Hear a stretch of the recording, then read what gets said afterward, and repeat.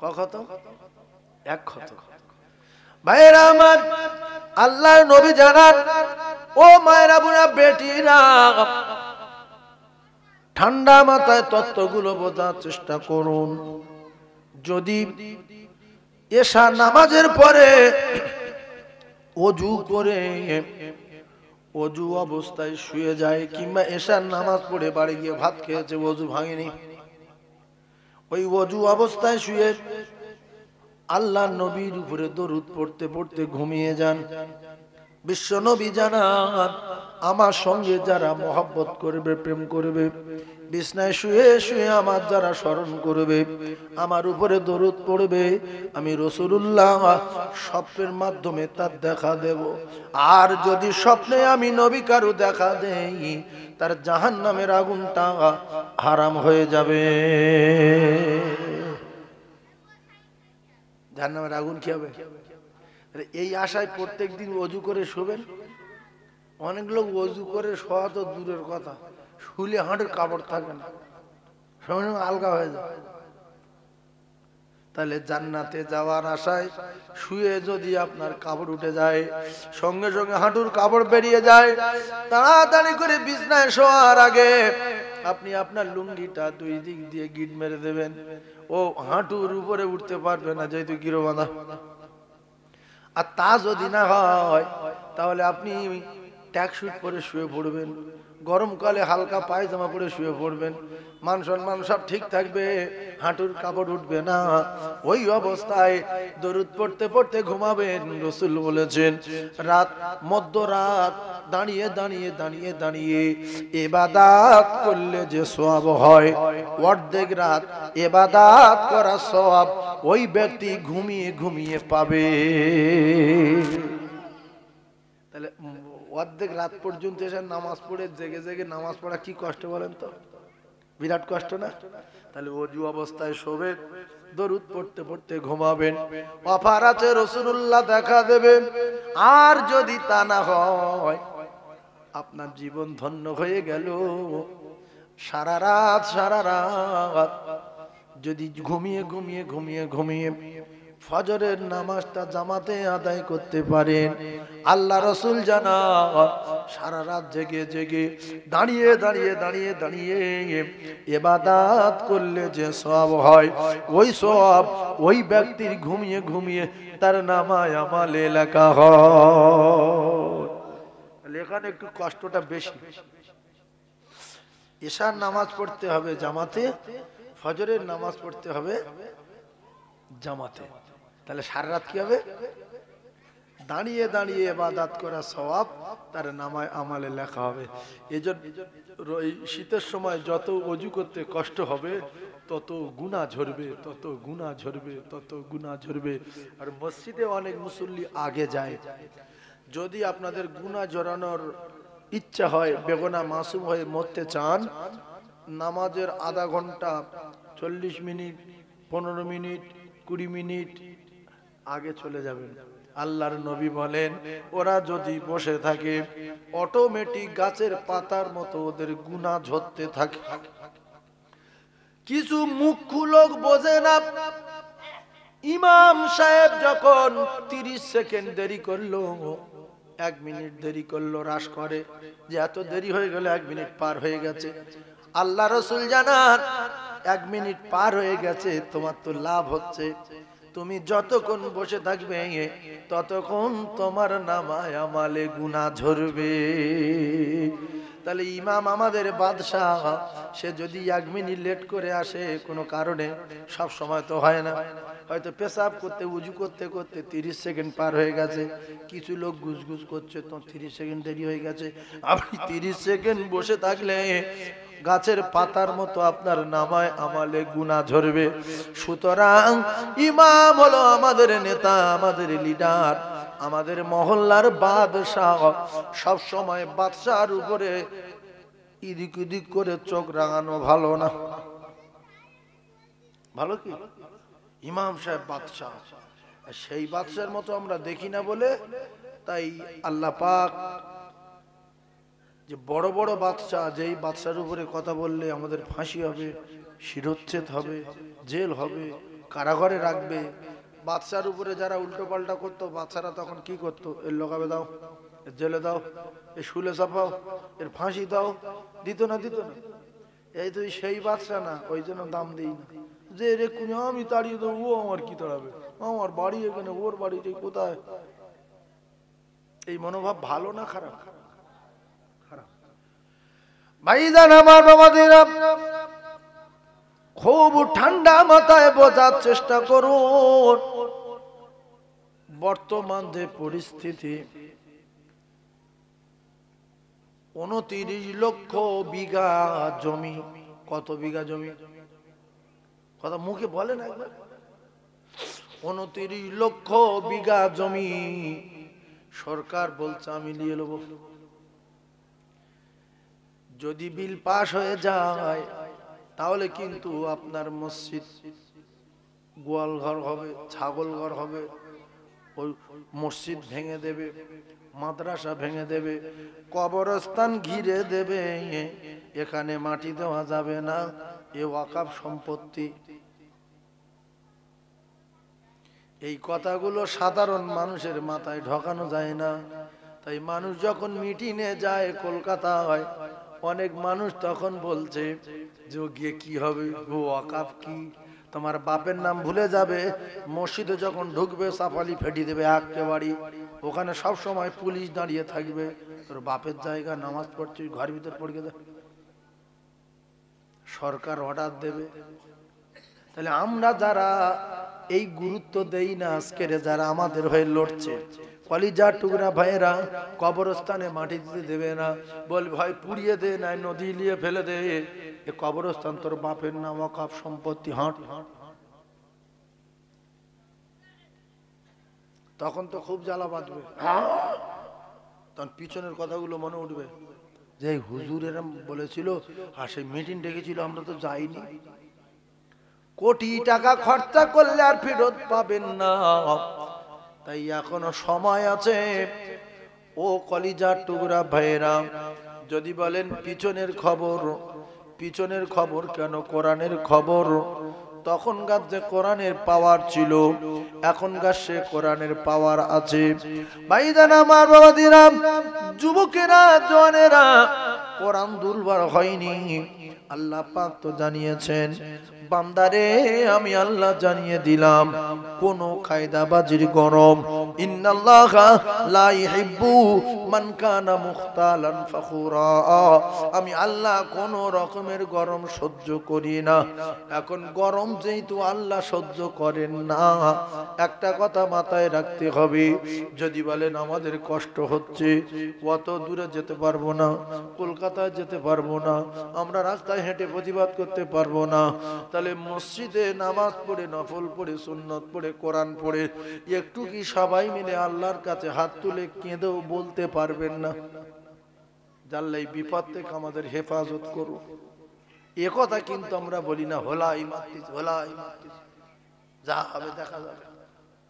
20টা police যদি machine নিয়ে মসজিদটা ঘিরে দেয়, আপনারা দৌড় মারবেন ঘর বাড়ি ছেড়ে, যে মসজিদ লাইলি।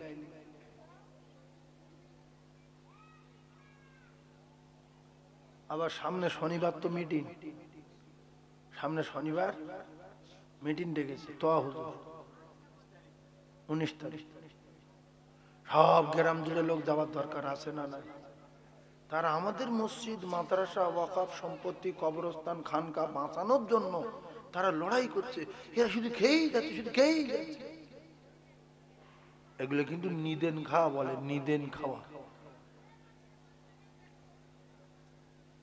ভাইজান আমার বাবাদেরা, আল্লাহর মদদ হয়। আল্লাহ বলে একজন আছে, কিন্তু আল্লাহর কাছে চাওয়ার বলার দরকার আছে না নাই? আল্লাহ বলছে তুই যদি আমার স্মরণ করিস, আমি আল্লাহ তোর স্মরণ করব। তুই যদি আমার ভুলে যাস, আমি আল্লাহ তোর ভুলে যাব।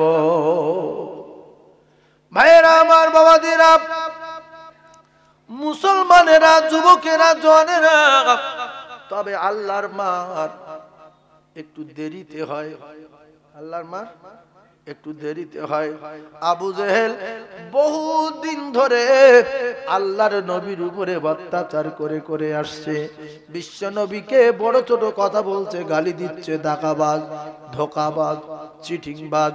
ও কলিজার টুকরারা, এই কথাগুলো যদি আমরা শুনি, আমাদের শরীরের ভিতরে যদি রক্ত না ফোটে, তাহলে জানবেন আমরা মুসলমান না, আমরা সেই আবু জেহেলের দল, উমাইয়া ইবনে খলফের দল। আমরা মুসলমান যদি হতাম, নবীর মুনাফিক আর চিটিংবাজ আর ভণ্ড বললে আমাদের গায়ের লোম খাড়া দিয়ে উঠত। আবু জেহেলের অকাল মৃত্যু হয়েছে। কার অকাল মৃত্যু হয়েছে? আবু জেহেলের। এই ক্যাসেট গুলো কিন্তু পৃথিবীর জমিনে ছুটবে। আবু জেহেলের অকাল মৃত্যু হলো যে জায়গায়, যে যুদ্ধে শিখে রেখে দেন, সেই যুদ্ধটা হলো বদরের যুদ্ধ। কিসের যুদ্ধ? জোরে বলে। বদরের যুদ্ধে আবু জেহেলের অকাল মৃত্যু হয়েছে। বদরের যুদ্ধে মক্কার বড় বড় কাফেররা অনেকে গিয়েছে, অনেকে যেতে চাইনি, আর অনেকে যায়নি। কে? জগৎ বিখ্যাত কাফের, তার নাম আবু লাহাব। এই বেঈমানটা বদরের যুদ্ধে যায়নি। উমাইয়া ইবনে খলফ, ও বড় বেঈমান, বদরের যুদ্ধে যেত না, জোর করে নিয়ে গিয়েছে। বদরের যুদ্ধে যেত না, জোর করে নিয়ে গিয়েছে। কে? কেন? কি জন্য যাবে না? কি করে আবু জেহেল মরল শুনবেন? হ্যাঁ, জান দিয়ে শুনে। আবু লাহাব যায়নি, আর উমাইয়া ইবনে খলফ যেত না। কেন গেল? ভাইরা, মা বাবাদেরা, আব্দুর রহমান ইবনে আউফ রাদিয়াল্লাহু তাআলা আনহু, ভালো করে কথা মুখস্থ করেন, ক্যাসেটে পরে জেনে নেবেন। আব্দুর রহমান ইবনে আউফ বলেন, আমি বদরের যুদ্ধে গিয়ে আল্লাহর নবীর সাহাবী, বলছে আমি লাইনে দাঁড়িয়ে আছি, সামনে কাফেরের দল, আর এরা মাত্র কয়েকজন, হাজারের ভিতরে 313 জন, মানে কিছু না, এরা দাঁড়িয়ে আছে। আব্দুর রহমান ইবনে আউফ বললেন, আমি দাঁড়িয়ে আছি কাদের সাথে একটু দেখি। ডান দিকে তাকালেন, বাম দিকে তাকালেন, তাকিয়ে দেখলেন ছোট্ট ছোট্ট দুটো বাচ্চা। বাড়ি বৃদ্ধি ভালো না। আব্দুর রহমান ইবনে আউফ বললেন, আমি কি ছেলেদের কাতারে দাঁড়িয়ে আছি বাচ্চাদের? হঠাৎ করে বাচ্চাদের ভিতরে একটা বাচ্চা বলছে, চাচা। বলছে কি? বলছে আবু জেহেল কি আপনি দেখেছেন? আবু জেহেলের দেখেছেন? খুব ভালো করে বোঝেন। আব্দুর রহমান ইবনে আউফ রাদিয়াল্লাহু তাআলা আনহু বললেন, তুমি বাচ্চা ছেলে, হাতে তরবারি, আর তুমি আবু জেহেল বড় পালওয়ান, ওর কথা জিজ্ঞাসা করছো কেন? বলছে চাচা আস্তে, আমি শুনেছি ওই আবু জেহেল নাকি রাসূলুল্লাহকে গালি দিয়েছে। আমি শপথ করে নিলাম, আমি যদি আবু জেহেল দেখতে পাই, হয় ওর টুকরা টুকরা করব, আর নাই আমি টুকরা টুকরা হব। যতক্ষণ আমার ধরে জান থাকবে, ওর পিছু আমি ছাড়ব না। সুবহানাল্লাহ বলেন, আই জোরে বলেন। আর একটা ছেলে বলছে, চাচা আবু জেহেলকে দেখেছেন? বলছে তোমার কি হয়েছে? বলছে আস্তে বলেন। কিতাবে লেখা, এই ছেলেটা আস্তে বলতে বলছে, মানে এ আবু জেহেলের মারিবে। জোরে যদি বলে 2-3 জন শুনতে পেলে সবাই দৌড়ে যাবে। ও আসতে বলতে বললেন, বলছে কেন? বলছে আসতে। বলছে তোমার কি হয়েছে? বলছে আমি শুনেছি আবু জেহেল রাসূলুল্লাহকে গালি দিয়েছে। বলছে আমি যদি আবু জেহেলকে দেখতে পাই, আমি যদি আবু জেহেলকে দেখতে পাই, ওর টুকরা টুকরা করব, আর নাই আমি টুকরা টুকরা হব। হয় ও মরবে, নাই আমি মরব, আমি ওর পিছু ছাড়ব না। জোরে বলুন। আব্দুর রহমান ইবনে আউফ রাদিয়াল্লাহু তাআলা আনহু বললেন, আমি অবাক হয়ে গেলাম। অবাক হওয়ার কথা না, আমি অবাক হয়ে গেলাম। দুটো বাচ্চার কথা শুনে আমি যেন ঠান্ডা হয়ে গেছি। বিখ্যাত সাহাবী বললাম, আমি আর কোনো কথা না ভেবে আমি বলে দিলাম, সেই যে আবু জেহেল কাফেরদের ভিতরে। আব্দুর রহমান আউফ বললেন, তারা আর এক মুহূর্ত দেরি করলেন না, দৌড়ে গিয়ে চিলের মতো উড়ে গিয়ে আবু জেহেলের তরবারি। আবু জেহেল অবাক হয়ে গেল, এই ছোট ছোট বাচ্চা বাচ্চা ছেলে এত স্পিডে তরবারি চালাই। কিতাবে লেখা আছে দুই ভাই আল্লাহর জান্নাতে যাব বলে আবু জেহেলকে টুকরা টুকরা করে জাহান্নামের টিকিট ধরিয়ে দিল। মুসলমান মসজিদ ভেঙে দেবে, গাজালা করে না, কবরস্থানে মাটি দিয়ে দেবে না, কোনো ব্যাপার নাই, গোশ দাও খাই। কি খাবে না, নিদেন খাওয়া খাবো। শোয়ার জায়গাটা দেখো আগে, কোথায় মরে গিয়ে শোবে।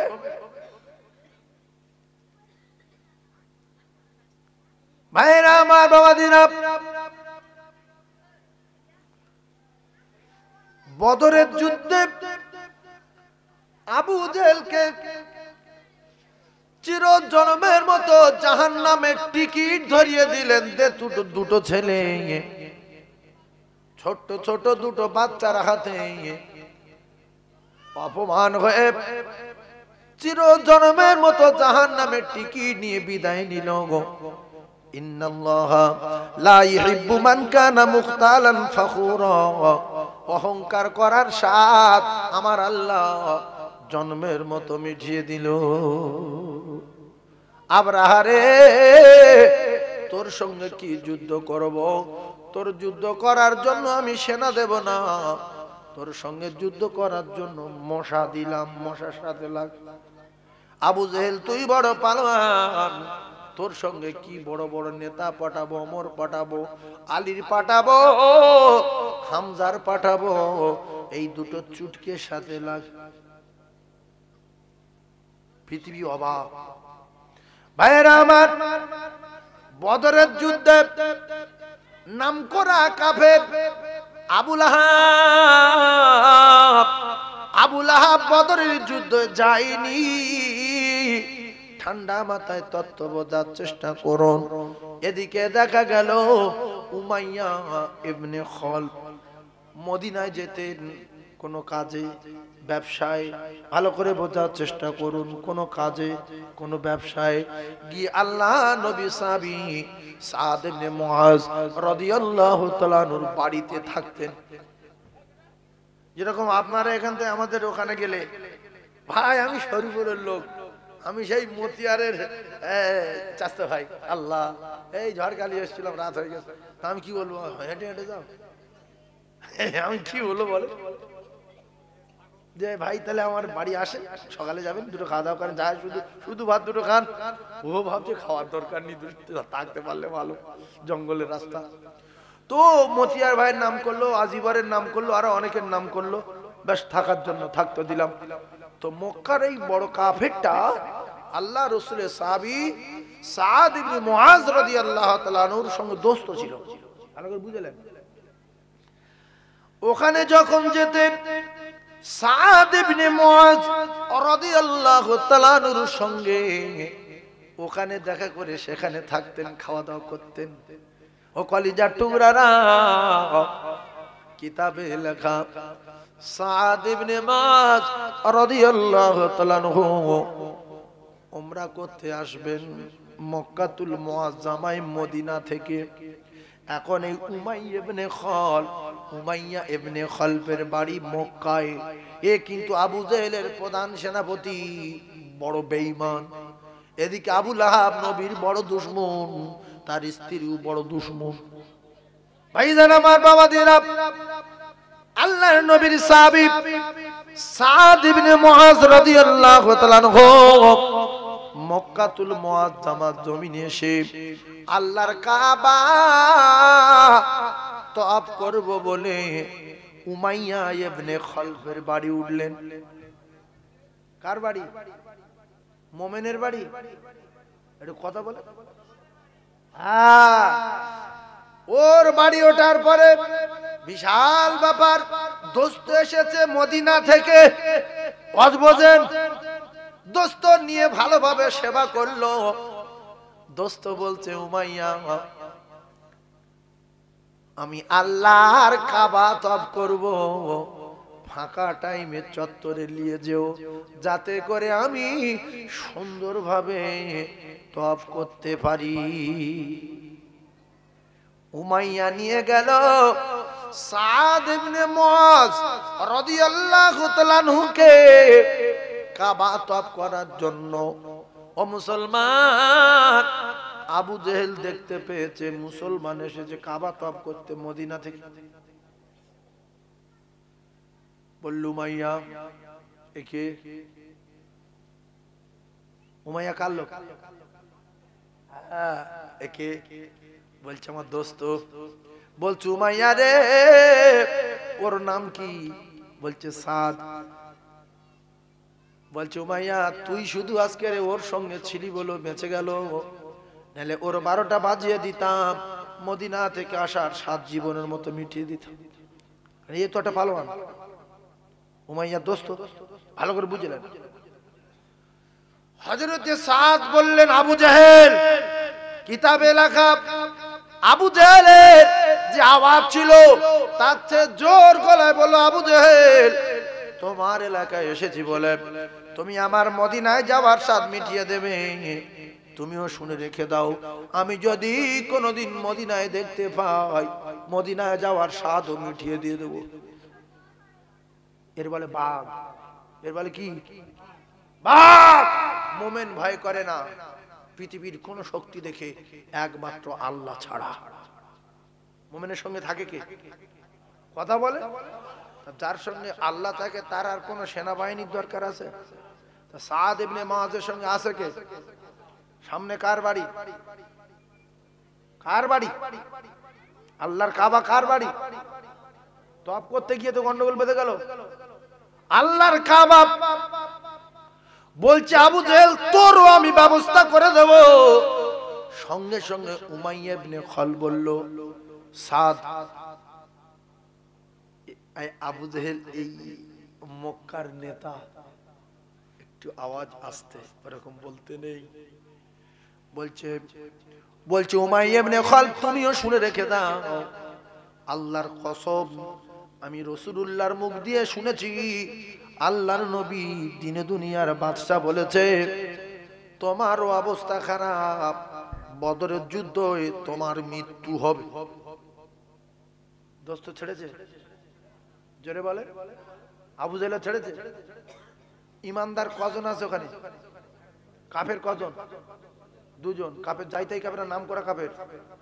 উমাইয়া ইবনে খালফ, আবু জেহেল, নাম করা বড় বড় বেঈমান, তাদের সঙ্গে একজন ইমানদার।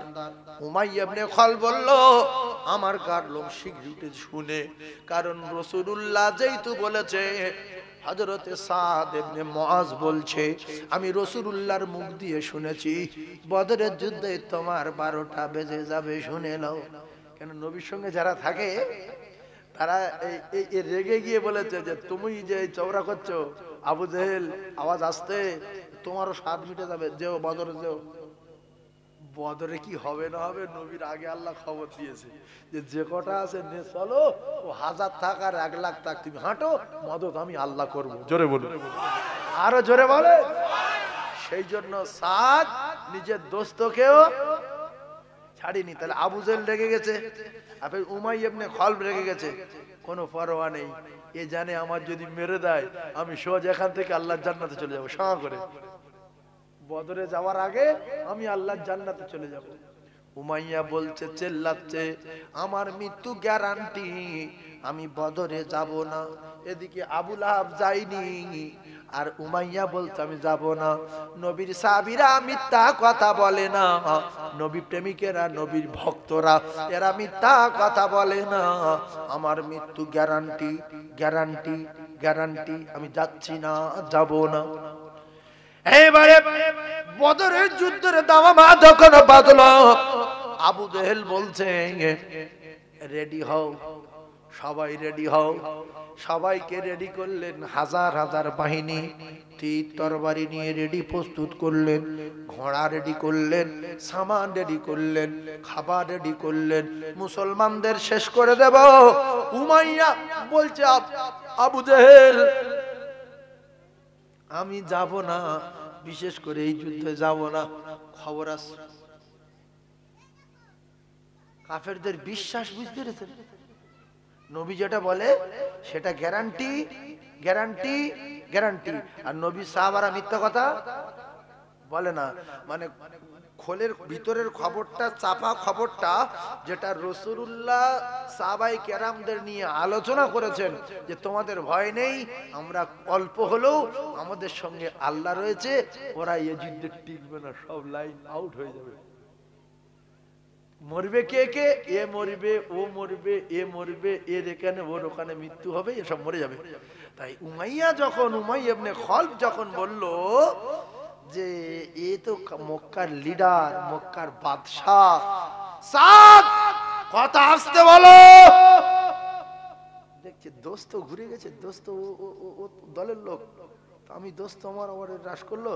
দোস্ত তোমারও খবর আছে, রাসূলুল্লাহর মুখ দিয়ে শুনেছি তুমিও বদরে যাবে, তুমিও মারা যাবে, তুমিও ফিরবে না, লিখে রেখে দাও, ফিরবে না। এখন এইবারে যুদ্ধের ময়দানে যাবার জন্য আবু জেহেল যখন অনুনয় বিনয় করছে, সবাই রেডি হয়ে যাচ্ছে, উমাইয়া বলছে আমি যাব না। আবু জেহেল বলছে, উমাইয়া তুমি যদি না যাও তাহলে মক্কায় অনেক কাফের বদরের প্রান্তরে যাবে না, কারণ লিডার যদি না যায় সঙ্গে সেলাসামটারাও যাবে না, যে অত বড় পালোয়ান যদি ভয় করে আমরা কি, আমরা যাব না। অনেক অনুনয় বিনয় করার পরে বারবার নবীর ওই সাহাবীর কথাটা কানে আওয়াজ আসছে, বদরে মৃত্যু হবে, বদরে মৃত্যু হবে, নবী বলেছে, কিতাবে লেখা। উমাইয়া বলল, আবু জেহেল তাহলে মক্কার জমিনের সবচেয়ে যে ঘোড়াটা দ্রুত গতিতে চলে, ওই সবচেয়ে বিদ্যুৎ গতিতে যে ঘোড়াটা যায়, ওই ভালো পকিরাজের ঘোড়াটা, বাহনটা আমার দিতে হবে। কথা যদি দাও তাহলে আমি যেতে পারি। আবু জেহেল দেখছে তো বড় বাহনটা না হলে, দ্রুত গতির সাওয়ারিটা না হলে এ তো কোনো মতে যাবে না, এ যদি না যায় অনেক কাফেরও যাবে না।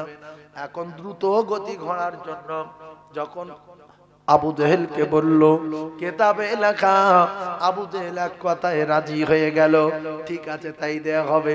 কিন্তু কিতাবে লেখা ঘোড়া নিয়েও শান্তি নাই।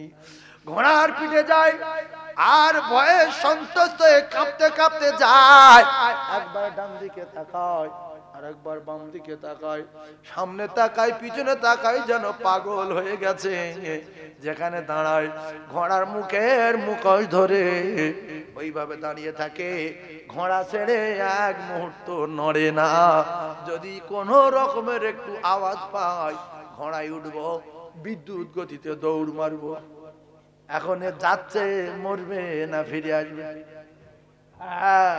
এই জন্য এখন আল্লাহ আমাদের ভালো রেখেছে, এই রাসূলের উপরে যে আমাদের বিশ্বাস আছে যে মরবে, এই যে কথাটা গ্যারান্টি, আল্লাহর কসম মরবে, যেহেতু রাসূলুল্লাহ বলেছে। জোরে বলো, আরো জোরে বলো, আরো চিল্লে বলে নারে তাকবীর। একবার কলেমা পড়েন, লা ইলাহা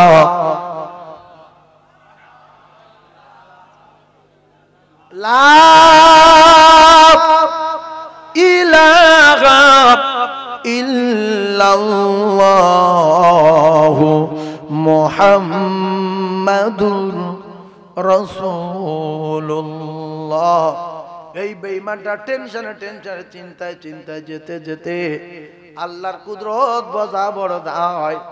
সবার আগে এই বড় বেঈমানটা জাহান্নামের টিকিট ধরিয়ে দেয়। জোরে বলুন, আরো জোরে বলুন সুবহানাল্লাহ।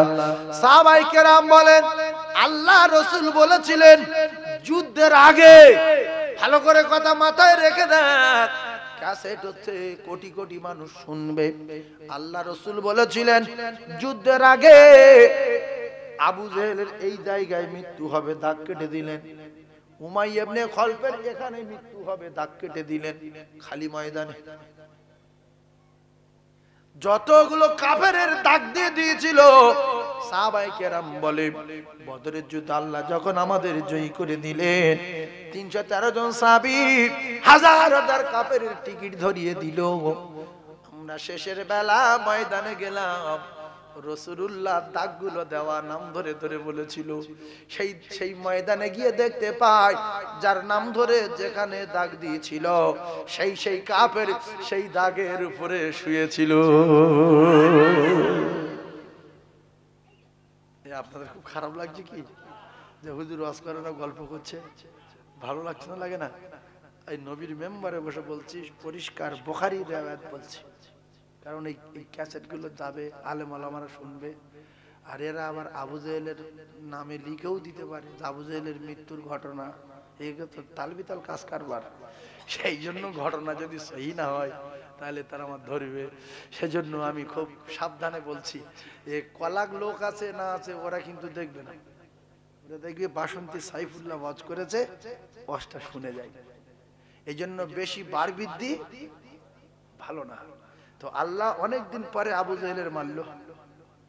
আল্লাহ চাইলে তো মুহূর্তের মধ্যে মেরে দিতে, আল্লাহ নিজে বললে তো আবু জেহেল মরে যেত। এই যে আমরা একটা বাজে কথা বলি, আল্লাহ মুসলমানদের উপরে যারা অত্যাচার করছে এদের মেরে দিতে পারো না? নামাজ নেই, রোজা নেই, কিচ্ছু নেই, উজু নেই, পেট করে পানি নেই, সেই বলছে চা খেতে খেতে। আল্লাহ কি মুসলমানদের বাঁচাতে পারে না? আল্লাহকে তোর জন্য কি বাঁচাবে? তুই তো গাঁজা খা, এই গাঁজা খা। তুই এই বাঁচার জন্য কতবার মসজিদে গিয়ে কেঁদেছিস? তাহাজ্জুদের নামাজ পড়ে কতবার কেঁদেছিস বল? একটা মালিকের কাছে সব সময় যদি কোনো দাবি নিয়ে যাওয়া যায়, 1 মাস 1.5 মাস 2 মাস, সে একদিন বলবে আচ্ছা যা, তোদের রাস্তা পিছ ফেলে দেবো, যা। এটা মন্ত্রীর কাছে একটা দাবি নিয়ে বারবার যান, তাড়িয়ে দিল ফের যান, মারলো ফের যান, 3 বারের মাথায় গেলেও মনটা নরম হয়ে যাচ্ছে, এত বিদ্যুৎ করলাম ফের আসলো, ফের মেরে একজন মাথা ফাটি দিল, ফের আসলো, যা তোদের রাস্তা 20 ফুট চওড়া করে 1 ফুট মোটা করে ঢালাই ফেলে দেবো, যা। বারবার মালিকের কাছে গেলে মালিকের ক্ষোভ দুঃখ ব্যথা বেদনা যা থাকে সব মালিক ভুলে যায়। যায় না? যায় না? আপনি মালিকের চুরি করেছেন, মালিক বার করে দিল, ফের যাবেন যে কাকু কথা দিচ্ছে জীবনে চুরি করবো না, ফের লাথি মেরেছে, ফের দিন পরে কাকু ফের তুই এইছিস, ফের তুই এইছিস জানোয়ার, ফের যদিও ফিরিয়ে দেয় বাড়ি মেরে, আবার 2 দিন পরে ফের যদি যান যে মালিক আমি কথা দিচ্ছি আর করব না, ওই মালিককে আর ফিরিয়ে দিতে পারবে? যে সত্যি অন্যায় করে চারে যেরকম কাকুতি মিনতি করছে আর করবে না। আল্লাহর কসম আমরা মদ খেয়েছি, চুরি করেছি, ডাকাতি করেছি, জেনা করেছি, গুনাহ করেছি, অন্যায় করেছি, আল্লাহ চোখে সব ধরা আছে। বারবার করে যদি সেই মালিকের কাছে যাই, সেই মালিক আমাদের সিদ্ধান্ত করে রেখেছে এর দোজখে দেবো, এর শেষ করব, এর কবরে আগুন জ্বালাবো, এর কবরে 99টা সাপ দেবো, এর কবরের মাটি চাপ দেবে, কলিজার ভিতরে হাড়ের ভিতরে হাত ঢুকিয়ে দেবে। আমার আল্লাহ পাক সিদ্ধান্ত নেওয়ার পরেও আল্লাহ যদি চায় সিদ্ধান্ত পরিবর্তন করতে পারে না, পারে না, সিদ্ধান্ত চেঞ্জ করে দেবে।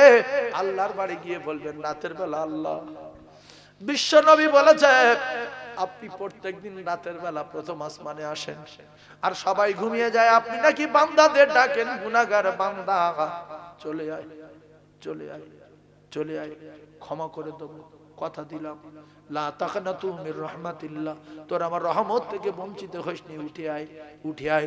রাতের বেলা গিয়ে ওই রেগে যাওয়া মালিকের কাছে যদি বলি মাবুদ আর করব না, প্রথম দিন কবুল হয়নি, দ্বিতীয় দিন কবুল হয়নি, 15 দিন কবুল হয়নি, 20 দিন কবুল হয়নি, 1 মাস পরে দেখবেন আপনার কলিজার ভিতরে অন্য একটা মহব্বত পয়দা হয়ে গেছে, আপনি যেন আলাদা রকম হয়ে গেছেন, তখন জানবেন আল্লাহ পাক আপনার ক্ষমা করে দিয়েছে। এই জন্য যারা নামাজে স্বাদ পান না, ভালো করে নামাজ পড়বেন, দেখি স্বাদ পাই কিনা। ইমাম সাহেব সালাম ফিরিয়ে দিয়ে যদি কি হয়েছে, ইমাম সাহেব সালাম ফিরিয়ে দিয়ে যায়, যাক ইমাম সাহেব 1 মিনিট পরে এসছে তো কি হয়েছে, ইমাম সাহেব 30 সেকেন্ড পরে এসছে তো কি হয়েছে, 2 মিনিট দেরি হয়ে গেছে, আপনার গাদালা করছে কেন, মুখ্য বলে? আল্লাহ রাসূল বলেছে যদি নামাজের জন্য বসে থাকে আপনার তো জীবন ধন্য। ইমাম সাহেবের আরো চা খাওয়ানো দরকার, যে হুজুর গো 7:30টায় জামাত, আপনি 7:32 এসেছেন, সেই জন্য আপনার 1 কাপ চা খাচ্ছি। ভালো করে ওয়াজ বুঝবেন, মিডিয়া চলছে মানে বুঝতে পারছেন, সেজন্য আপনার 1 কাপ চা খাওয়াচ্ছি। ইমাম বলবে কেন? তখন আপনি বলবেন আল্লাহর নবী বলেছেন জামাত ধরতে গিয়ে 10 মিনিট 15 মিনিট আগে থেকে বসে থাকবে, গাছের পাতা যেরকম ঝরে ওই রকম গুনাহ ঝরবে। আর যতক্ষণ ইমাম সাহেব না আসবে, জামাতের টাইম হয়ে গেছে, কোনো কারণে 1 মিনিট দেরি হয়ে গেছে, আপনার খুশি হওয়া উচিত, ওই 1টা মিনিট তো আপনার গুনাহগুলো ঝরছে। তাই ইমামের বলবেন আপনার চা খাওয়াই, আপনার জন্য আমার 2 মিনিট বেশি গুনাহ ঝরেছে। জোরে বলুন। এই হাদিস যদি মানুষ জানতো তাহলে ইমামের পিছনে কুটকুট কুটকুট করতো না। চা খাবেন, যদি 2 মিনিট দেরি করে আসে চা খাওয়াবেন, চা খান কেন গো, বলবেন রাসূলুল্লাহ বলেছে নামাজের জন্য সময় দিয়ে বসে থাকলে গাছের পাতার মতো তার গুনাহ ঝরে যায়, তার গুনাহ ঝরে যায়, সে বেগুনাহ মাসুম হয়ে যায়। জোরে বলুন সুবহানাল্লাহ। ভাইয়েরা আমার, বাবাদিরা, মুসলমানেরা, যুবকেরা, জওয়ানেরা, ও ভাবিরা, খালারা, আপনাদের একটুখানি বলি, এতক্ষণ বলে আসছি বিশ্ব নবী হাবিবুল্লাহর কথা, আকায়ে নামদার তাজদার মদিনার জামানায় কাফেরদের কথা, যারা যাদের বড় বড় বার বৃদ্ধি ছিল, যারা আল্লাহ রসুলের দুশমন ছিল, সাহাবায়ে কেরামদের দুশমন ছিল, আল্লাহ পাক তাদের যুগে যুগে শেষ করে দিল। এখন যারা মুমিনের শত্রু হবে, আল্লাহ পাক একটু দেরিতে আল্লাহ তাদের 12টা বাজিয়ে দেবে। ভাইজান আমার, বাবাদিরা, কলিজার টুকরা মায়েরা, বোনেরা, বেটিরা, আমি আপনাদেরকে জানিয়ে দিই লজ্জা শরম প্রায় শেষ হয়ে গেছে, লাগালাগি লজ্জা নাই। আগে মানুষ বেটা ছেলেদের দিকে মা বোনেরা তাকাতো না, এখন বেটা ছেলে তাকাতে লজ্জা পায়, মেয়েরা থাকে না, থাকে বেটা ছেলের লজ্জা লাগে তো নারীর লজ্জা লাগে না। আল হায়াউ শুবাতুম মিনাল ঈমান রে মা, লজ্জা শরম হলো ঈমানের অঙ্গ। আপনার শাশুড়ি মাকে দিয়ে শিক্ষালেন, আপনার শাশুড়ির মায়ের দিয়ে শিক্ষালেন। ও ভাবিরা, খালারা, তারা বুড়ি হয়ে গেছে, বৃদ্ধা হয়ে গেছে, তাদের মুখের দিকেও কেউ তাকাবে না, তথাপি কাপড় মুড়ি দিয়ে ঘোমটা দিয়ে পুরুষটাকে যাচ্ছে তার দিকে তাকায় না। শরীর স্বাস্থ্য ভালো না শরীর স্বাস্থ্য খারাপ, ফর্সা না কালো, দেখার দরকার নাই। তারা একটা কথা জানতো, পর পুরুষের মুখের দিকে তাকানো মানে গোনা। পর পুরুষের মুখের দিকে তাকানো মানে গুনাহ। এই গুনাহটুকু বুঝতো, গুনাহ বুঝতো, পাপ বুঝতো। এরা গুনাহও বোঝে না, পাপ বোঝে না। ভালো ছেলে যদি গ্রামে ঢোকে, একটা মেয়ে আরেকটা মেয়ের খবর দিচ্ছে যে ওদের বাড়ি একটা ছেলে এসছে, দেখবি আয়। বলছে শুধু দেখলে হবে না, ফোন নাম্বারও লাগবে। ভাইজান আমার, বাবাদিরা, ভাবিরা, দুনিয়ার জমিন বেশি দিনের জন্য না। বেটা ছেলেদের যেরকম গোসল করা হয় আপনাদের ওই রকম গোসল করাবে।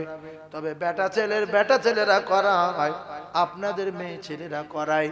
বেটা ছেলে যখন গোসল করায় জামা খুলে নেবে, গেঞ্জি খুলে নেবে, আর আন্ডার প্যান্ট পরে থাকলে খুলে নেবে, শুধু জাইয়াটা কোন রকমে রেখে দেয়। জাইয়াটা রেখে দিয়ে ওইভাবে মাটি দেয় কাপড় জড়িয়ে। কারণ সামান্য একটা জাইয়া ও আর খুলে কি করবো, মান সম্মান শেষ।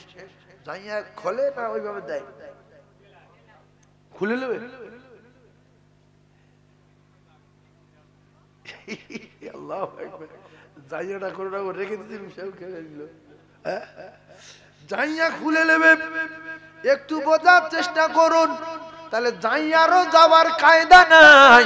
ও ভাবি, কোথায় আপনার জামা, কোথায় আপনার শাড়ি, কোথায় আপনার পরনার কাপড় চোপড়? সুন্দর করে পানি গরম করবে, ফুলের পাতা দিয়ে আর নিমের পাতা দিয়ে হালকা গরম করুক আর যাই করুক, গোসল করিয়ে সাদা কাপড় পরিয়ে দেবে। হাতের চুড়ি খুলে নেবে, হাতের আংটি খুলে নেবে, নাকের ফুল খুলে নেবে, কানের দুল খুলে নেবে। ভাবি রে, কোথায় সেই 5টা কলিজার টুকরা ছেলে, কোথায় 3টে মেয়ে, কোথায় জানের টুকরা স্বামী, কোথায় কলিজার টুকরা আব্বা, কোথায় সেই ভিডিও কলের বন্ধু, কোথায় সেই অডিও কলের বন্ধু? আজকে কেহ নাই, কেহ নাই সঙ্গে রে। সবাই গেল কবর পর্যন্ত। ভাবি, কেউ বলছে খাটিয়াটা এইবারে লিয়াই, কেউ বলছে তলাতে কাপড় দে নাইলে মাজা বেঁকে যাবে, কেউ বলছে কলেমা পড়তে পড়তে লাবা। আল্লাহর কসম, নবী বলেছে সব শুনতে পাবে, শুধু কথা বলতে পারবে না। ইমাম বলছে বড় ছেলেটা নামো, বড় ছেলে বলছে আমি নামবো না। মেজো ছেলে নামো, বলছে আমার দ্বারাই হবে না। আব্দুর রহিমের বাবলা বলছে কি করবো আমি, লাভি তোরা লাভবি না। ও কলিজার টুকরা মায়েরা, আপনি শুনতে পাবেন, কিছু বলতে পারবেন না। ও আমার আব্বা জান মুরব্বি, শুনতে পাবেন, কিছু বলতে পারবেন না। তাই এসেছিলেন একা ভাবে, একা কবরে যেতে হবে। ইয়াউমা ইয়াফিরুল মাররু মিন আখিহি ওয়া উম্মিহি ওয়া আবিহি ওয়া সাহিবাতি ওয়া বানিহি। কোটি কোটি বার শুনেছেন, না আপনার মা, না আপনার বাপ, না আপনার জানের টুকরা বেটা বেটি, না আপনার বন্ধু বান্ধব কেউ পরিচয় দেবে না, কাপড় চোপড় কেউ সঙ্গে যাবে না, একা কবরে যেতে হবে। ময়দানে মাশরে দিন আপনি যখন এদের কাছে যাবেন ধরতে, এরা সব দৌড় মারবে, ঘুরে তাকাবে না, শুধু বলবে একটাবার আমার দিকে তাকা, আমি তো রুমুক, বলবে চিনি না, চিনি না, চিনি না। আল্লাহর রাস্তে বলছি ভাবি, ভিডিও কল করবেন না, উল্টো পাল্টা জিনিস দেখাবেন না। বলছে ভাবি মাথার কাপড়টা টানো, একটু চুলটা দেখি, চুল পেকেছে না কাঁচা আছে, কালার কিরকম দেখি, মুখের কাপড়টা সরাও। ও ভাবি, ভিডিও কলে পর পুরুষের মাথার চুল দেখানো সুন্নত না মুস্তাহাব? বলেন এই ভাই, ঠিক বলে। কিন্তু মেয়েরা জানে না হারাম। ওরা মনে করে দেখবো তা কি হয়েছে, মাথার চুল তাকে দেখুক, একটু মুখটাকে দেখুক। ও তো ভিডিও কলে ডাইরেক্ট না। ও কলিজার টুকরা ভাবিরা, একটুখানি বোঝার চেষ্টা করুন। ঘরের দরজা দিয়ে যদি ভিডিও কল করেন লাইট জ্বালিয়ে, ঘরের ভিতরে কেউ নাই, আল্লাহর কসম ভাবি, আমার আল্লাহ আছে না নাই? আল্লাহ বলেন ইন্নাল্লাহা সামিউম বাসীর। ও কলিজার টুকরা ভাবিরা, গুনাহ করবেন কোন জায়গায়, সেই জায়গার নাম কি? আমার আল্লাহর চোখ সেখানে যায় না, আমার আল্লাহর কান সেখানে যায় না, ওই কথাটা আল্লাহ শুনতে পায় না, ওই জায়গায় আল্লাহ দেখতে পায় না। আল্লাহ বলেন ওয়া নাহানু আকরাবু ইলাইহি মিন হাবিলিল ওয়ারিদ। বান্দারে, কোথায় যাবি বল? আমি তো তোর এত কাছে, তোর ঘাড়ের যে মোটা শিরা আছে ওই শিরা অপেক্ষায় আমি আল্লাহ আরো নিকটে। সব জায়গায় ফাঁকি দিলে আমি আল্লাহ, আমায় ফাঁকি দেওয়া যাবে না। ফামাই ইয়ামাল মিসকালা যাররাতিন খায়রান ইয়ারা ওয়া মান ইয়ামাল মিসকালা যাররাতিন শাররান ইয়ারা।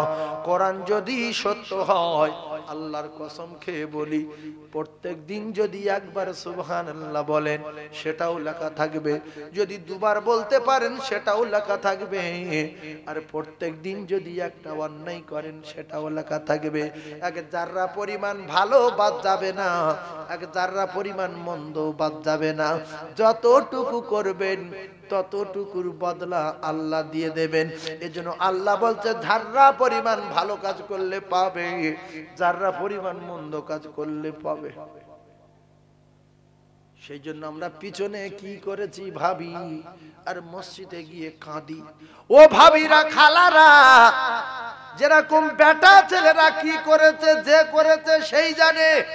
ভাবিরা যে যা করেছে সেই জানে, স্বামী জানে না, মা জানে না, বোন জানে না, খালা জানে না, বেটা বেটি জানে না, কিন্তু আমার আল্লাহ জানে না, জানে না। এই জন্য নিজের গুনার ভয়ে আর নিজের পাপের ভয়ে, জাহান্নামের আযাবের ভয়ে নির্জনে ঘরের ভিতরে বসে, ও ভাবি গো, রাতের বেলা আল্লাহ প্রথম আসমানে আসে, 2 রাকাত নফল নামাজ পড়ে আল্লাহর কাছে বলার দরকার আছে না নাই? স্বামী তো খুশি হবে যে আমার গিন্নি তাহাজ্জুদ পড়ে। কেন তাহাজ্জুদ পড়তে হয়ে যাবে? তাহাজ্জুদে কাঁদবে, আল্লাহ আমি বেড়াতে গিয়ে কি করেছি আপনি দেখেছেন, কলকাতায় গিয়ে কি করেছি আপনি দেখেছেন, আমার জীবনে কোথায় কি হয়েছে। বিয়ের আগে কজনার কাছে ফোন করেছিলাম, কজনার সঙ্গে সম্পর্ক ছিল, আপনি দেখেছেন তাদের সঙ্গে অনেক উল্টো পাল্টা কথা বলেছি, গোনা হয়েছে। আল্লাহ তাহাজ্জুদে কাঁদি, আপনি আমায় ক্ষমা করে দিন। এতে আল্লাহ খুশি না বেজার? আল্লাহ বলছে সবাই ঘুমাচ্ছে, তুই আমার বান্দি গুনাহগার, গুনার ভয়ে পাপের ভয়ে রাত 12টার পরে আমার কাছে কাঁদছিস বান্দি রে। আমি আল্লাহ তোর বিগত জিন্দেগির গুনাহ মাফ করে দিয়ে আমি আল্লাহ আমার কুদরতি কোলে তুলে নিলাম। সেজন্য সোনার চাঁদ মায়েরা, কলিজার টুকরা বোনেরা, বেটিরা, এখনো সময় আছে, তওবার দরজা খোলা আছে, তওবা করুন, আল্লাহর কাছে বলুন লা তাকনাতু মির রাহমাতিল্লাহি ইন্নাল্লাহা ইয়াগফিরুয যুনুবা জামিআ ইন্নাহু হুয়াল গফুরুর রহিম। এই এখানে ওয়াজ শুনলে মনটা নরম হয়ে যায় যে এইবার থেকে আমল করব, আর ভাত টাত খেয়ে উঠে গেলে যাই কি সেই হয়ে যায়,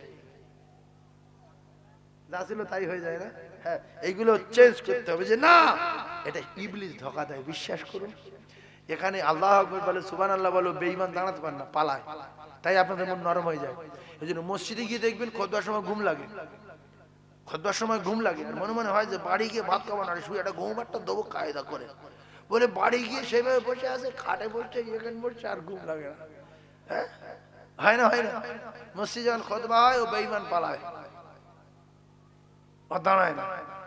আর খুতবার সময় এত আল্লাহর রহমত ধরে, সবাই ঘুমিয়ে পড়ে, পড়ে না, পড়ে না অধিকাংশ লোক। আর পাশের লোক দেখছে একজন ঘুমছে, কোথাও বলছে, মানে ইশারা করছে এরকম করে, বলছে তুই ঘুমছিস, খুতবার সময় কথা বলতে আসি কি, তাই এরকম ঠুকে ইশারা করছে। ও তখন বলছে,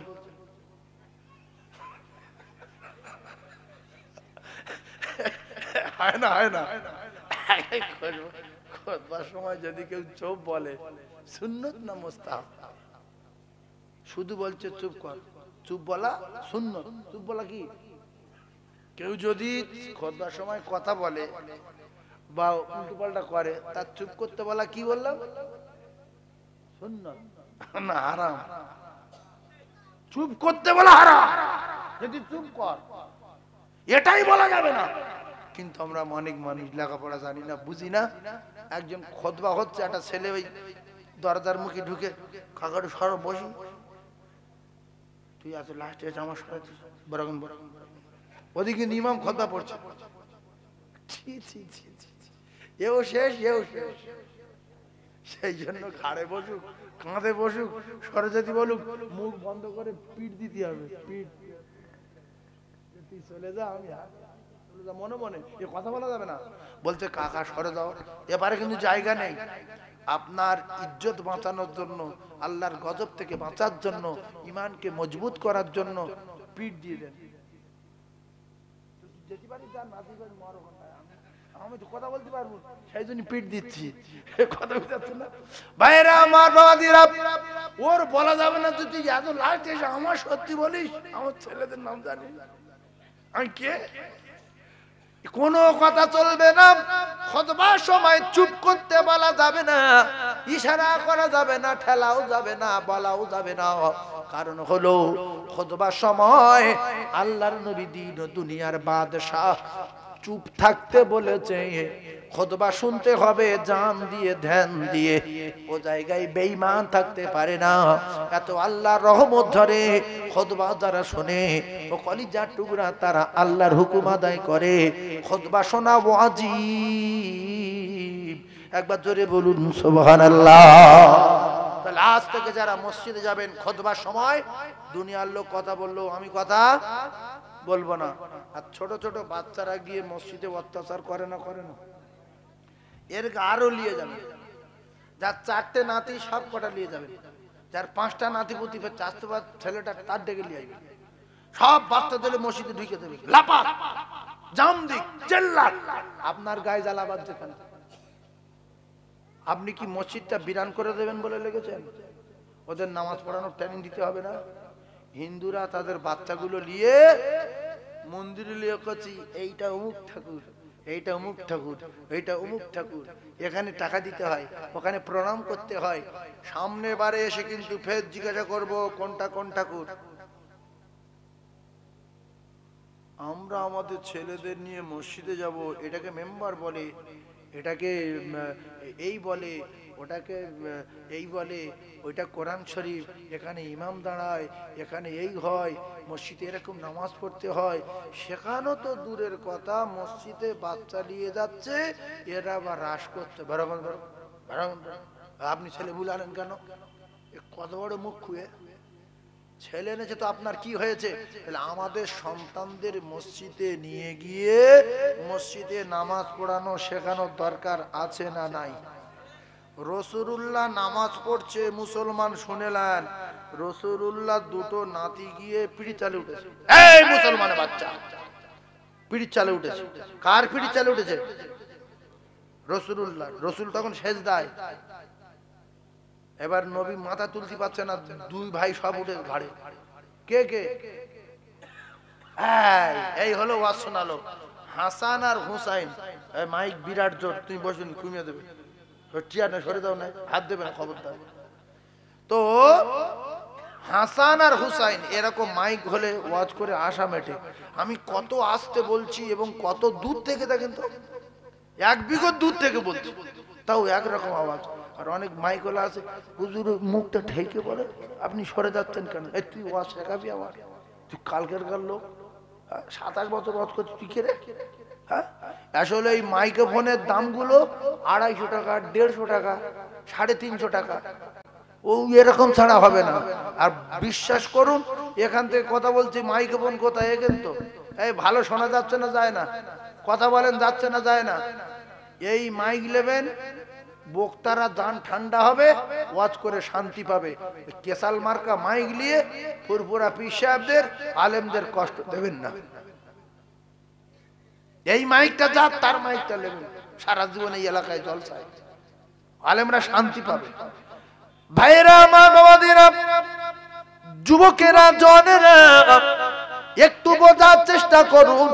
আমি আপনাদের যে কথা বোঝাচ্ছিলাম ওখান থেকে আবার শুরু করব। একবার দরুদ শরীফ পড়ুন, আল্লাহুম্মা সাল্লি আলা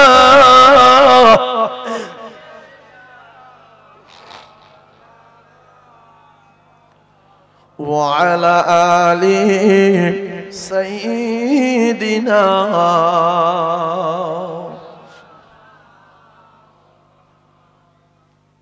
কোথায় ছেড়েছি বলেন জি? হ্যাঁ,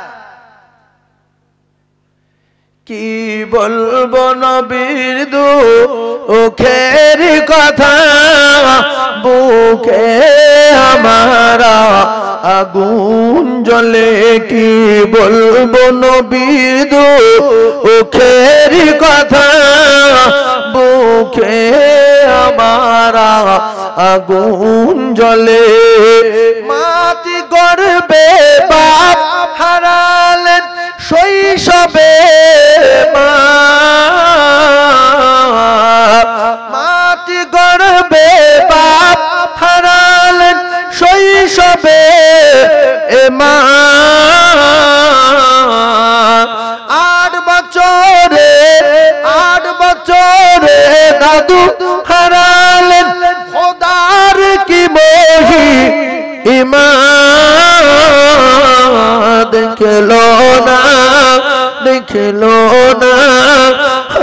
বাপের মুখ কি ব্যথা অন্তরে। কি বলবো নবীর দুঃখের কথা, বুকে আমারা আগুন জ্বলে। আমি নিজে চোখে দেখেছি, আল্লাহ শুনছে। আমার খুব নিকটতম আত্মীয় নামাজ পড়ছে দাওয়ায়। আর বুড়ো যারা হয় এরা অধিকাংশ বাড়ি নামাজ পড়ে, দাওয়ায় একটা মাদুর বিছে। আর এই নাতি পুতি এসে বোঝে না তো, এইটুকুন 1.5 বছর 2 বছর 3 বছর 2.5 বছর ঘুরতে ঘুরতে ও দাদু বলে, পাটি বসে আছে, ও দাদু মুখের দিকে চেয়ে বলছে, ও দাদু। দাদু নামাজ পড়ছে, কথা বলবে, তখন নিয়ত বেঁধে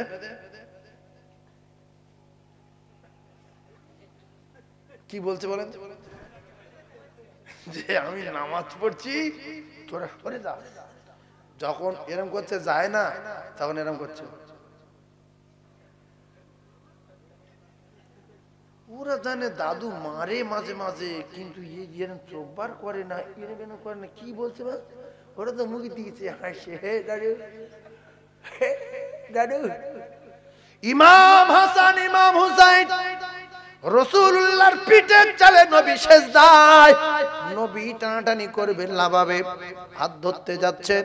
আল্লাহ বলে, জিবরিল তুমি চলে যাও, আমার দোস্তর পিঠের চালে জান্নাতে 2 সরদার ইমাম হাসান আর হুসাইন লাফাচ্ছে, ঘোড়া ঘোড়া করছে। আমি আল্লাহ আমার খুব ভালো লাগছে, ওরা যতক্ষণ লাফায় লাফাক, আমার দোস্ত মাথা যেন না তোলে। জোরে বলে আরো চিল্লে বলো, এখনকার মুখ্যু নানা নাতি এসে নানার কাঁধে উঠেছে নামাজ পড়ার সময়, হাত ধরে টেনে লেবি দিয়ে নামাজ পড়ছে। মনে রাখতে হবে, আমার নবী এইরকম নাতির ভালোবেসেছে, আমি নানা আমার নাতির ভালোবাসতে হবে। অনেক নানা দেখবেন নাতির নাকে শিগনি, ওই অবস্থায় ভাত মিশিয়ে গালে দিচ্ছে শিগনিওয়ালা নাকে, আবার ডানা বামাত দিয়ে শিগনি ফেলে দিচ্ছে, ওই শিগনি আঙুলে লেগে রয়েছে, আবার নিজে ভাত মাখিয়ে খাচ্ছে। জানি এটা আমার কলিজার টুকরার টুকরা, এটা আমার জানের দাদু, এটা আমার জানের নাতি। এই জন্য যাদের নাতি হয়নি তারা নাতির প্রেম ভালোবাসা মোহব্বত কি বোঝে না। আছে না নাই? আল্লাহু আকবার। কলিজার টুকরা মায়েরা, সোনার চাঁদ বোনেরা, বেটিরা, তাই আমি আপনাদেরকে জানিয়ে দিই, বাচ্চাদের মসজিদে পাঠাবেন, আপনারাও বাড়িতে নামাজ পড়বেন। আর যুবক জনদের জানিয়ে দিয়ে যায়, তাহাজ্জুদ পড়ার জন্য মসজিদে যেতে হবে না বাড়ি পড়লে হবে? কথা বলে তাহলে মসজিদে গেলে সব বেশি হবে না, কি বলে? আরে হ্যাঁ না বলবেন তো, না মসজিদে যেতে হবে না। আল্লাহ নবী বলছে বাড়ি বড়। এই অনেক লোক বলে মসজিদে জিন থাকে, ঠিক বলে, কথা সত্য না মিথ্যা? আপনারা জিন দেখবেন, জিন দেখবেন,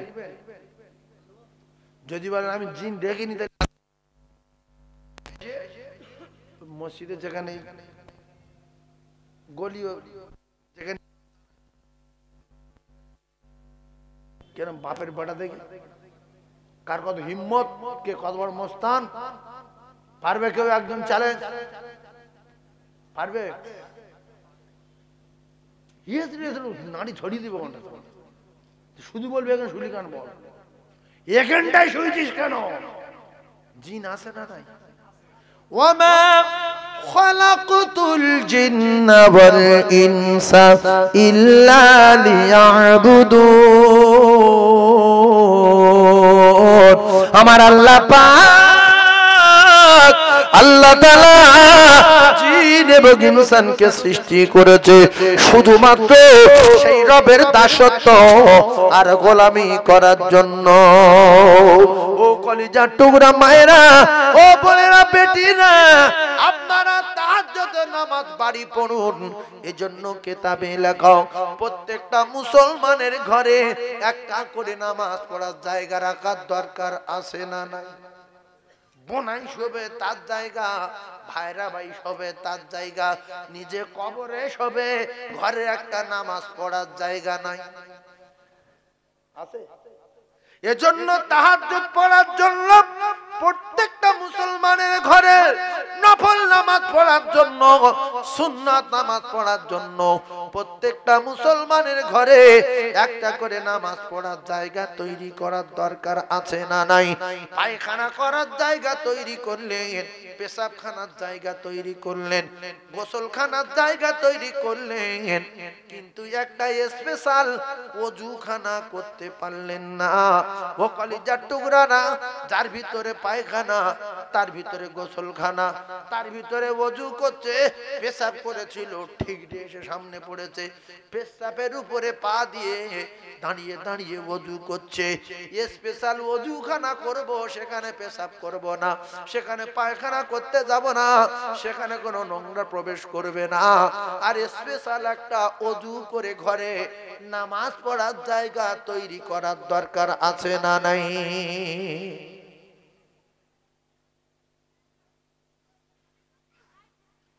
এরপরে মুসলমানেরা, যুবকেরা, জনেরা, নামাজ পড়ার জায়গা তো 100-র ভিতরে 95টা মুসলমানের ঘরে নাই।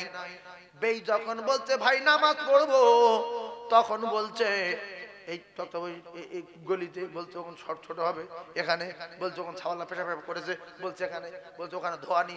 মাথা খারাপ হয়ে যাচ্ছে, ঘর ভিতরে ঘুরে ঘুরে কোন জায়গায় পড়বে ঠিক পায় না। ও মুসলমানেরা, ও যুবকেরা, জনেরা, এজন্য আদম আলাইহিস সালাতু ওয়াস সালাম বলেন, আমি জান্নাতে দেখেছি আল্লাহ নবীর নাম জান্নাতের গাছের গায়ে লেখা, বিশ্ব নবীর নাম জান্নাতের পাতার গায়ে লেখা, বিশ্ব নবীর নাম জান্নাতের দেয়ালে লেখা, বিশ্ব নবীর নাম জান্নাতের জানালায় লেখা, বিশ্ব নবীর নাম জান্নাতের দরজায় লেখা। ও কলিজা টুকরারা, বিশ্ব নবীর নাম আরশে আজিমে লেখা আছে না নাই? আজকের মুসলমান ঘরে জন্ম, নিজের বাড়িতে নবীর নাম না লিখে বোনার নাম লিখছে, ভাইরাবাদ ছবি টেঙে আসছে, ফুফুতোবাদ ছবি টাঙাচ্ছে, বন্ধুর ছবি টাঙাচ্ছে, দুলাভার ছবি টাঙাচ্ছে, নবীর নাম নাই। আপনার বাড়িটা নামাজের ঘর করুন, আল্লাহ জান্নাতের ঘর করুন, জান্নাতের দেয়ালে দেয়ালে নবীর নাম, জান্নাতের দরজায় নবীর নাম, জান্নাতের জানালায় নবীর নাম, জান্নাতের গাছে নবীর নাম, গাছের ডালে নবীর নাম, গাছের পাতায় নবীর নাম, আর সে আজিমে নবীর নাম। আজকের আমার এই ওয়াজ শুনে রাসূলুল্লাহর মহব্বত কলিজায় যদি ভরে নিতে চান, দুলাভার মহব্বত, রসুলের মহব্বত, ভাইরাবার মহব্বত, রসুলের মহব্বত, ভাইরা ভাই বোনাই, দুলা ভাই বন্ধু দোস্ত, পৃথিবীর জমিনে যত মুহাব্বতের ভাইরা ভাই আছে, দোস্ত আছে, বন্ধু আছে, আল্লাহর কসম নবী বলেছে যারা আমার ভালোবাসবে বেশি, আমি রাসূলুল্লাহ কথা দিলাম এরা পরিপূর্ণ কমপ্লিট মোমেন বলে দাবি করতে পারবে। তাহলে ভাইরাবার নবীর চেয়ে ভাইরাবার বেশি ভালোবাসি বলে ভাইরাবার ছবিটা টাঙিয়ে রেখেছি, বোনার ছবি টাঙিয়ে রেখেছি, বাপের ছবি টাঙিয়ে রেখেছি, মায়ের ছবি টাঙিয়ে রেখেছি। রাসূল বলেছে তোমার মা বাপের চেয়ে বেশি আমার ভালোবাসতে হবে, তোমার টাকার চেয়ে বেশি আমার ভালোবাসতে হবে। অন্নাসি আজমাইন, तमाम পৃথিবী যত প্রেমের বস্তু আছে সবচেয়ে আমার ভালোবাসতে হবে। আজ থেকে শপথ করুন একজন যে আমি আমার ঘরের জানালায় নবীর নাম লিখবো, ঘরের চৌকাঠে নবীর নাম লিখবো, যে কটা জানালা আছে নবীর নাম লিখবো, যে কটা দরজা আছে নবীর নাম লিখবো, উপরে তালা জানালা দরজায় নবীর নাম লিখবো। প্রত্যেকদিন আপনার বাড়িতে আল্লাহর ফেরেশতারা আসে, ওরা দেখে অবাক হয়ে গিয়ে আল্লাহর কাছে বলবে আল্লাহ উমুকের ঘরে সব জায়গায় নবীর নাম, আবার নামাজ পড়ার জায়গা ঘরে আছে, ঘরটা যেন জান্নাত বানিয়ে দিয়েছে। আল্লাহ বলে ফেরেশতারা আমি জানি। সুবহানাল্লাহ বলে। এই আল্লাহ জানে না, জানে না? তাহলে নবীর নাম লিখতে গেলে কি 1-1.5 লাখ টাকা খরচ হবে কি? নিজে পিরেক দিয়ে লিখে নেবে, রং করে দেবেন, দাগে দাগে দাগে দাগে রং করে দেবেন। একজন করবেন, বাবাজি হাত তুলেছে, আর যারা হাত তোলেনি নবী কি একটা নবী কথা চোখি দেখিনি, কোথায় এলো কোথায় মরে গেল, ফালতু মুসলমান পাড়ায় জন্ম বলে তাই মনে মনে শুধু স্বীকার করছি হ্যাঁ নবী ভালো, শুধু লোক মারবে বলে। তো নবীর নাম দেয়ালে জানালায় উপরে নিচে লিখে রাখবো। একটা মুসলমান হাত তুলেছে, হুজুর আমি লিখবো, সবাই লিখবো বলে হাত তুলে দেখার নারে তাকবীর, হাত তোলেন নারে তাকবীর। আল কোরআনের আলো, আল হাদিসের আলো, নারে তাকবীর। ফেরেশতারা প্রত্যেকদিন আপনার বাড়ি আসে না আসে না? জোরে বলেন আসে। তাই আমরা সবাই মিলে একবার রাসূলুল্লাহর রওজায় সালাম পৌঁছাবো। ইয়া নবী সালাম,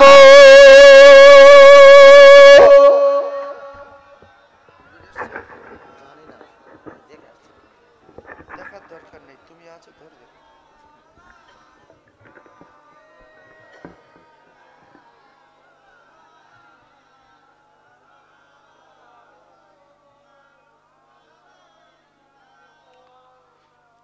ও নবী তোমাকে ছাড়িয়া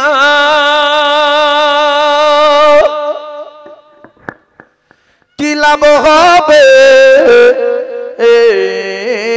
দুনিয়া আয় বাঁচিয়া, দেখা দিয়ে আমার দয়া নবী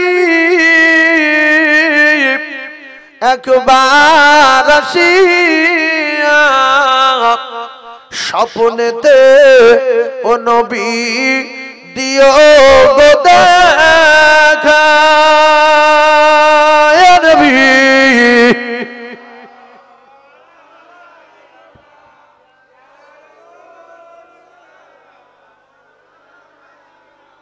ইয়া হাবিব সালাম,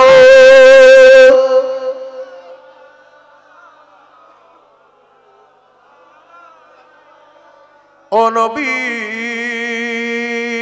তোমাকে ছাড়িয়া, ও নবী তোমারি ওসিলা দিয়া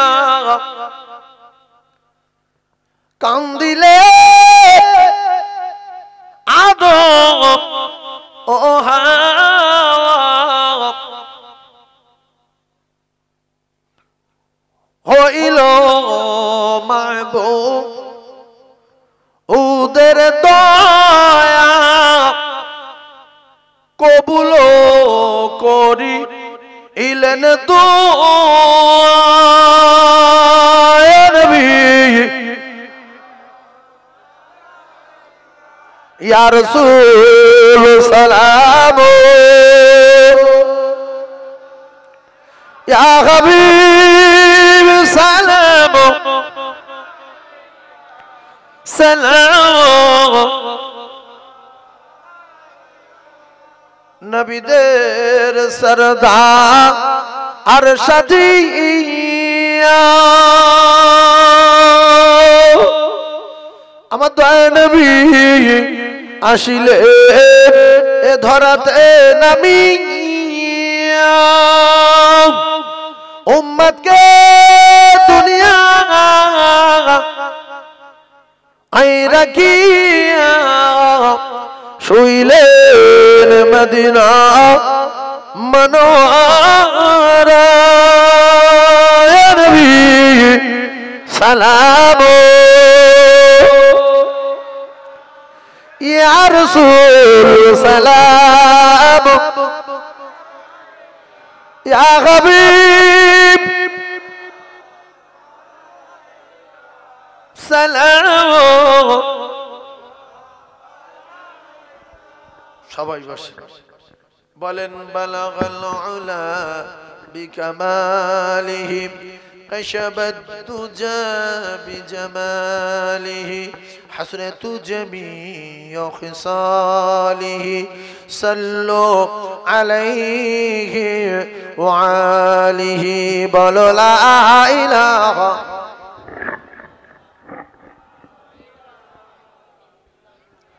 লা ইলাহা ইল্লাল্লাহ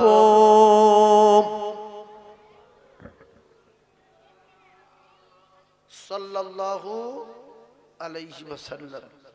যে কটা কথা আল্লাহ বলিয়ে নিয়েছেন, যদি এর ভিতরে কোনো কথা আমলের কথা বলে থাকি, আমল সবাই করব ইনশাআল্লাহ।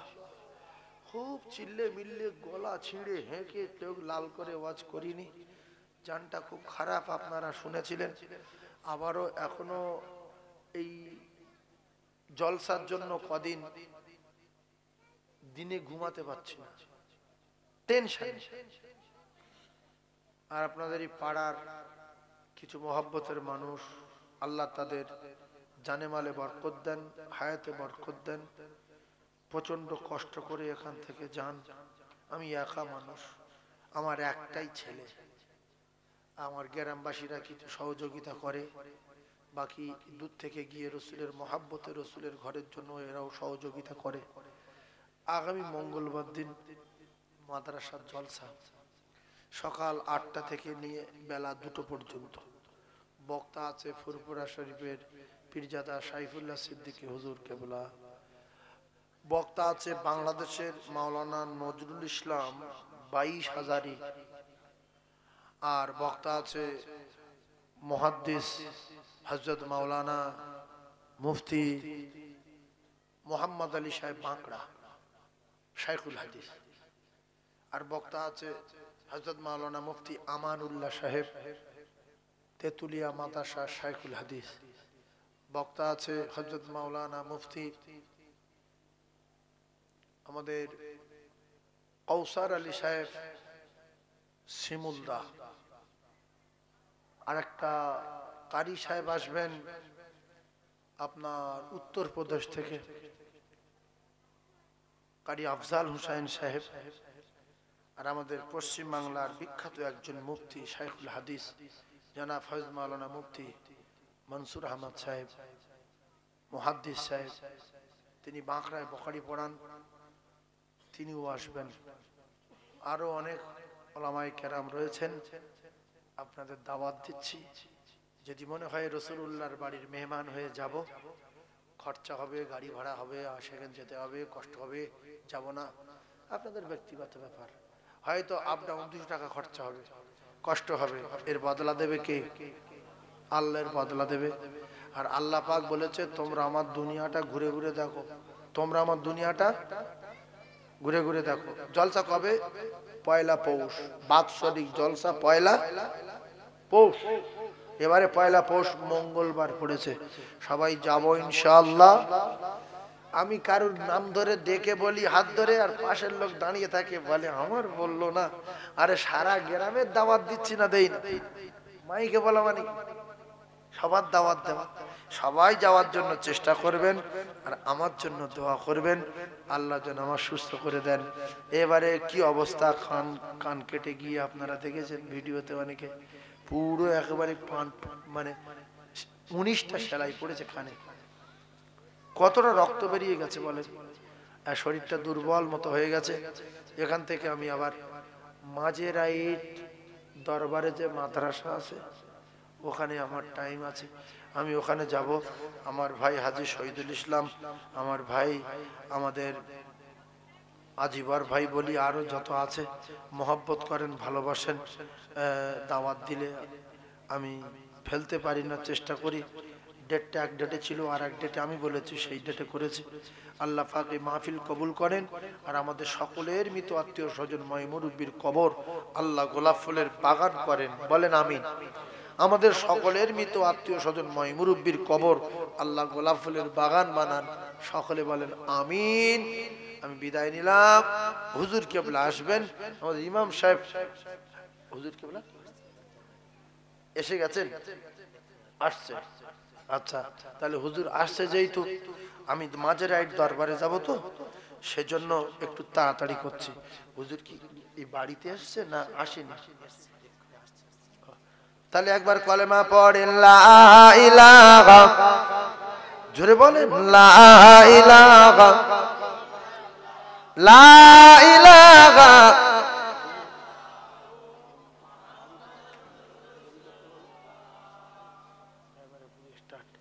সবাই বলেন সুবহানাল্লাহ ওয়ালহামদুলিল্লাহ, সুবহানাল্লাহ ওয়ালহামদুলিল্লাহ, লা ইলাহা ইল্লাল্লাহ, লা ইলাহা মুহাম্মাদুর রাসূলুল্লাহ।